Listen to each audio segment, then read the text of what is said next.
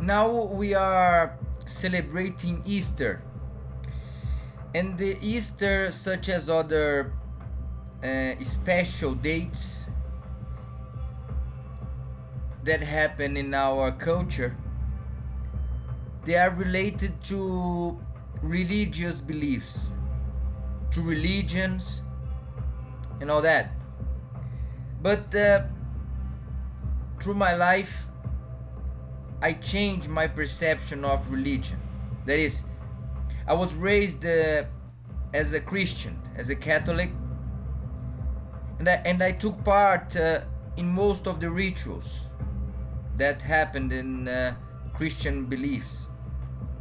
And I'm very grateful for what I've experienced, for what I've learned, to the spiritual. I'm grateful for the spiritual discipline that we learn and all that. But as I got older, I got more curious about what God was, about spirituality and all that. And then I realized something that made me step away from religion. I understood that religion tends to separate us and tends to make us very, how can I say that, makes us stop thinking about the universe. Religion is supposed to have all the truths, all the answers, because everything would come back to God and to faith and all that. But when we look at religion in the world and in the human society, we see that it happened a little bit different. That is, religion was supposed to be a way to reconnect human beings to themselves, to other human beings, and to the universe. But instead of that, religion separates us in groups. And for example, Easter and Christmas, they are celebrations that were developed by human society to celebrate religious moments, to celebrate, for example, moments that are related to Jesus Christ. But if we could ask Jesus if he is a Christian, he would deny it probably, because like Buddha, Jesus, he brought this truth, and this truth is not related to external things. In fact, the message that Jesus brought is related to the detachment of such things. For example, in Christianism, we have all these great temples, great rituals, songs, and all that. But if we go back to what Jesus said,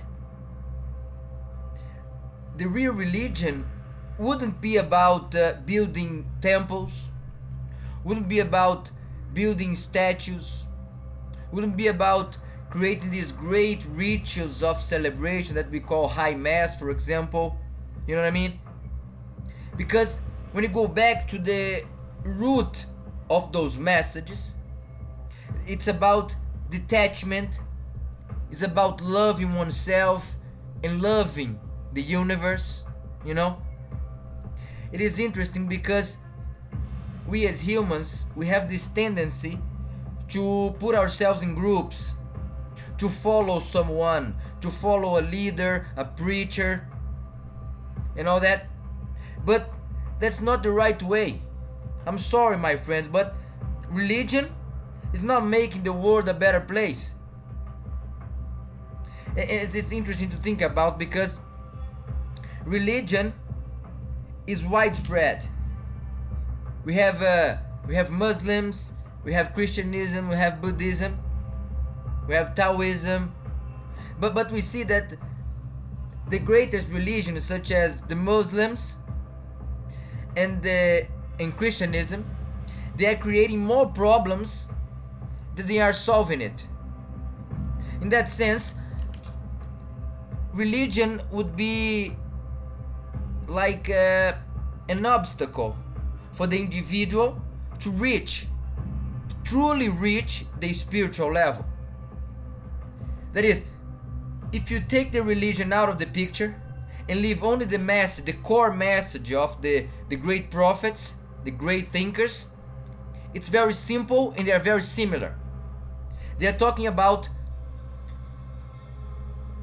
the individual criticizing reality and going deep into oneself to free oneself from the boundaries of ignorance, because there is nothing outside of ourselves.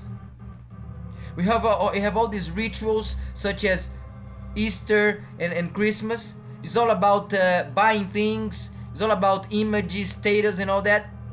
And it's all covered by a mask of solidarity and all that. But when we see in fact what is happening, we see that religion is not helping.